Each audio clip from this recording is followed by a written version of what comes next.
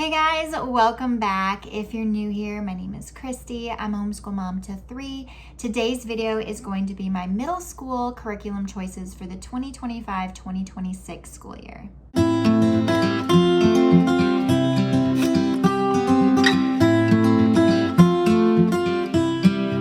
little bit about my middle schooler. She is technically 8th grade. And so this is her last middle school year. She is an auditory learner. She also is very creative and she likes to create things. She loves stop motion, she loves animation, she loves drawing, she loves crafting. She also really loves reading and being read aloud to. For middle school, one of the things that I really am trying to do is allow her to choose and have some choice in the curriculum that we're using and the subjects that we're studying. And the reason that I do this is because I feel like they're getting to that more independent stage where they have some opinions about things a little bit more. And also I feel like it can help to motivate and inspire them, because I feel like middle schoolers can they can get stuck in that unmotivated rut a little bit. The other thing is I feel like middle school is kind of your last, hurrah in being able to have a really big choice in what you're doing, because high school is very much more regulated and specified on what she has to study and that kind of thing. So let's get into language arts. We have a couple different language arts components that we're going to be using next year. The first one is lightning literature, and I'm really excited to go back to lightning literature. We've used lightning literature a lot in the past, and it's been one of our favorite curriculums that we've used. She loves this program, and this is actually one that she requested we use next school year. She's missed this. We took a break from it this year to focus on some other things, and so she's excited to get back to this. This is the Level Storm. So Level Storm is one of their new middle school levels that they came out with, I believe, last year. They've revamped it and I think given it just a little bit more muchness. Something that I did notice with this one is that there are 2 student books rather than 1, like in previous editions we've used. Looking inside this curriculum, I did notice that the lessons are longer, for 1, and 2, they go way deeper into literary analysis and really breaking down the literature that they are reading. The student book is still all in color, which I love. There's grammar concepts in here still, and like I said, a big focus on literary analysis. So I'm really excited to dive into that. Let me tell you what the novels are real quick. There's not as many novels as there are in previous years. And I think that that just speaks to the fact that you're diving in so much deeper with each novel and really breaking the book apart a lot more. So the novels that you cover in this level are Prairie Lotus, The Hobbit, Alice's Adventures in Wonderland, Elijah of Buxton, A Day of Pleasure, and All Creatures Great and Small. And then there are little mini units sprinkled in there like Lightning Lit likes to do. Poetry units, nonfiction units, short story units, just different things. So another component of the curriculum, so you have the 2 student books, you have the teacher's guide, and then you have the Rainy Day Reader, which is the poetry book that they have for this level, and also their next new level, which is called Tempest, which is the one that follows this. So you use this for both of those. But this is actually their own publication. So a little bit trickier to find anywhere else but Hewitt's website or Rainbow Resources. So you'll have to get it there, but it's full of poetry and short stories, and you will be prompted, or your child will be prompted to read that throughout the curriculum as well. So I'm very excited to get back to Lightning Lit. It's just like our favorite. So another component of language arts that we're using has to do with composition, and composition has been a struggle with this child our entire homeschool journey. She's a very reluctant writer. I kind of felt like it was time to outsource this a little bit and find somebody who could teach her the process of writing and break it down that was more knowledgeable than I.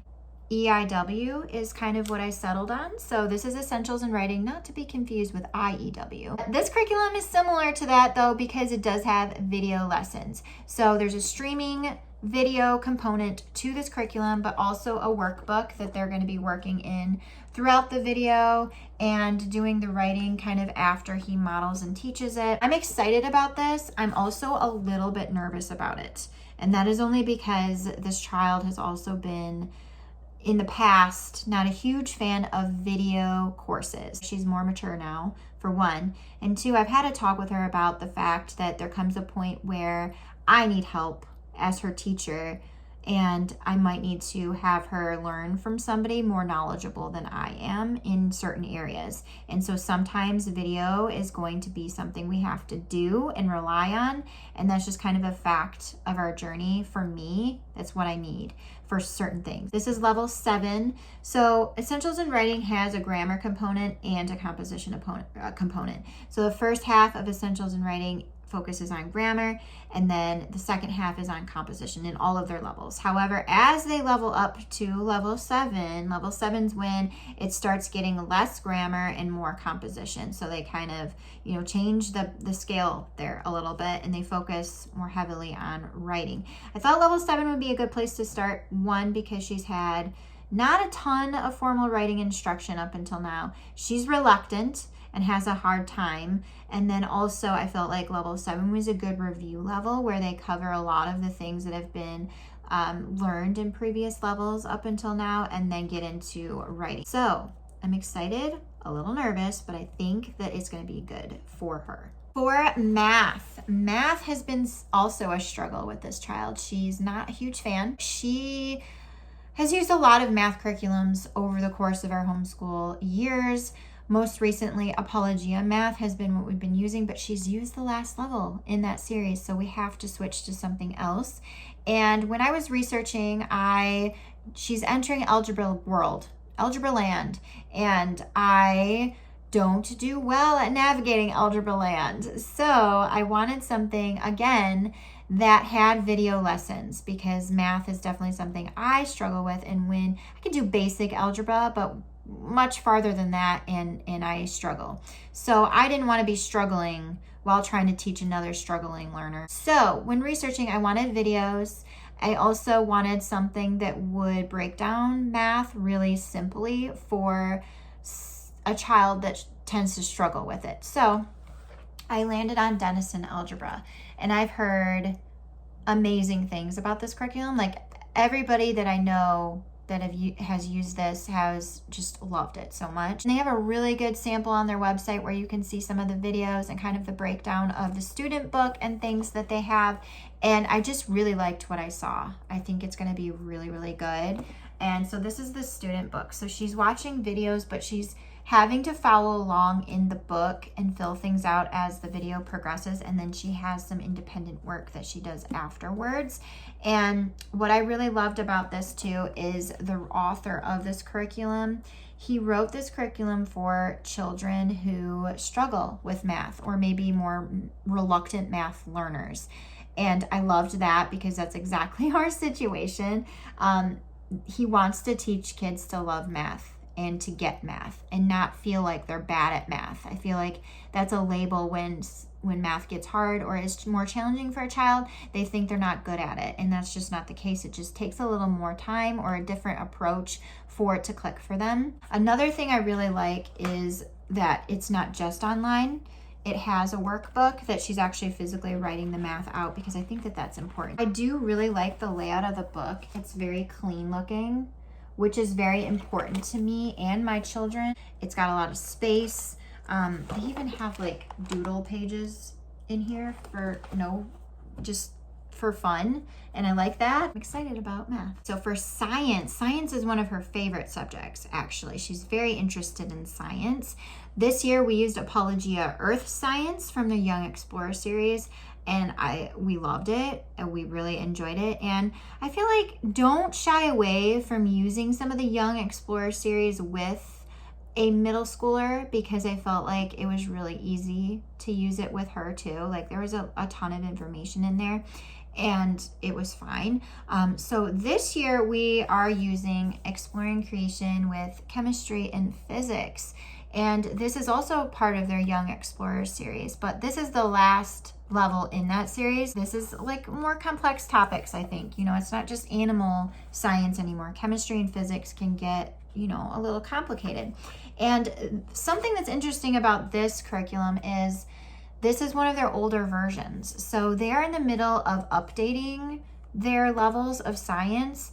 And I'm not sure exactly what the updates are because, like I said, we've only used Apologia Science this last year and it was one of their new ones. So I'm not sure the difference, but I am excited to kind of see and compare. This still looks really, really good.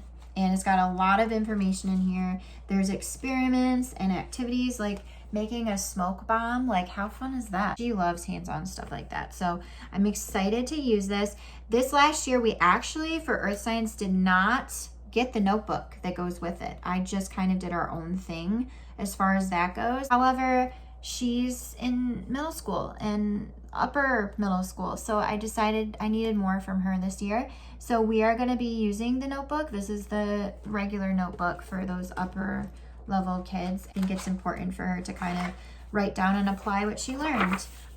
So yeah, we're gonna be using the full set this year. So for history / social studies, that broad little subject, we went back and forth on what we were gonna do. She loves all aspects of history. She loves learning about it regardless of American versus world. We've done a little of both. We've tended to go unit study route with history up until now. So we've kind of jumped around a little bit in history. Originally, I was thinking we were gonna do like a broad overview of American history from like beginning to like close to current times and just do it like a consecutive sequential curriculum.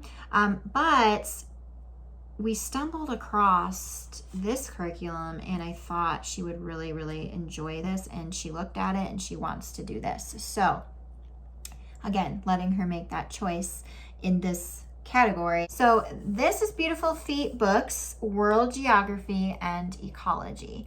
And the ecology aspect of this is so interesting to her because she loves zoology and she will probably end up going into an animal field. She really is interested in animals and doing something with animals. And so the ecology aspect of learning about the plant, animal life, the way of life of people in different countries is very interesting and intriguing to her. Actually, myself included. I'm excited to go through this with her. But I love Beautiful Feet books. It's literature based, so you're learning through books. They give you a book list. They give you all the lessons plans of what you're going to be doing, and then there's activities sprinkled throughout, which is really, really cool. There's just so much that you get to do in here, and I love that. And then you're reading a bunch of novels. So you're reading books like The Boy Who Harnessed the Wind. What are some of the other pieces here? Let me look. The Red Pencil, The Night Diary, The Land I Lost, Adventures of a Boy in Vietnam, Playing Atari with Saddam Hussein, The Endless Step, Walk, Jamie Bacon's Secret Mission on the Camino de Santiago, Wild Heart, The Daring Adventures of John Muir, Silver People, The Taper Scientists. There's like so many different books that you read, as well as reference books. So the reference books, the main one that goes with this curriculum is the Book of Nations, and this is actually published by Beautiful Feet. So you have to get it from them or where you purchase Beautiful Feet. Also require you to have the DK Student Atlas, which is a book full of maps. Also use The Wondrous Workings of Planet Earth, which is more of an illustrated thing, but this is like more of like ecosystems of different areas. This curriculum is geared towards grades 7 through 9. So definitely not for elementary crowd. This is definitely specifically for middle school and even early high school. You could do it. So I'm excited about that. I think it's going to be a challenging course, but I think it's going to be really enjoyable and interesting and fun. And I'm really excited to do this with her. The last thing that I'm going to talk about is an elective, and I wanted her to do some kind of art this year on her own. So we have always done our art studies as a family, as a group, and it's been so much fun, and I love coming together to do that on Fridays with all of my kids.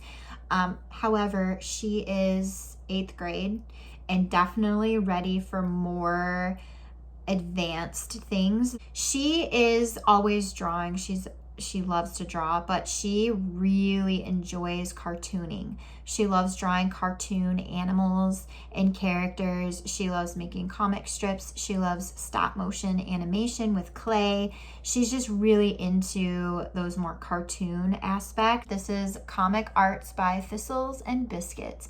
And this is part 1, volume 1, and then she has a volume 2, which I also got because she sells them as a bundle. So we have both. And what I love about this is it teaches her how to draw comic strips and cartoons, but it gets very technical, which I appreciate. She's not just learning, how to draw comic strips. She's learning about perspective and how to make her drawings look more three-dimensional, even though they're on a flat comic strip paper, which I really love. Working on, the movement of characters and what it looks like when a character is moving around in a picture and not just like standing there like this, So I appreciate that. Being able to draw a character that looks the same in many different poses is challenging. I am very artistic. I studied lots of art in school. I wanted to work for Pixar. That was my dream job when I was younger. But life had a different plan, so I didn't end up doing that. But it's a big interest of mine has been cartooning and stuff like that. And so she's definitely got that little bug too. I also want to push her a little bit out of her comfort zone. She's very comfortable with drawing cartoon characters, not so much with realistic art. And I really want to push her a little bit. So I think I'm just going to teach her some realistic drawing techniques and just really start working with her one-on-one and teaching her myself and how to do some of those things. And I will probably start with some grid drawing and teaching her how to take a reference photo and break it down into grids and draw grid by grid, because I feel like that's a really good way to start with more of those realistic drawings and such. I think grid drawing is such a useful tool.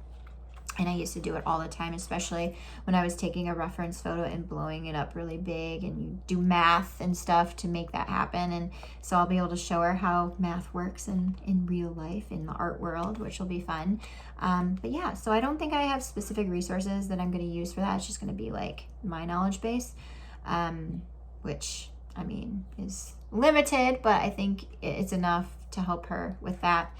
So yeah, we're going to have a fun art year, I think. That is everything that we're using for middle school this year. I'm really excited about the choices that we have for next year. I think it's going to be a really good year, and it's going to be a year that challenges her, I think, a little bit in a lot of ways, but I think it'll be good for her, and I'm excited for it. I hope that you guys enjoyed this video. If you have a middle schooler, please let me know some of the things you're going to be using with them down below, because I love learning about different curriculum, and seeing what you guys are using is super fun.